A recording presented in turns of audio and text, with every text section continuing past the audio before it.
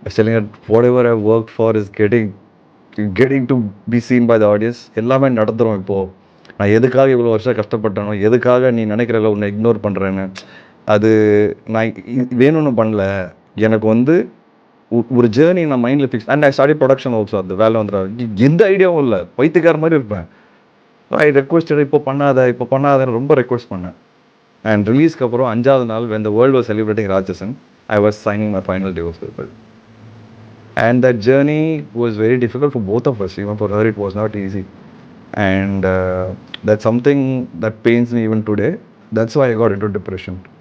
I wrote about that note. You want to take a minute? No. It's something I've been carrying with me for very long.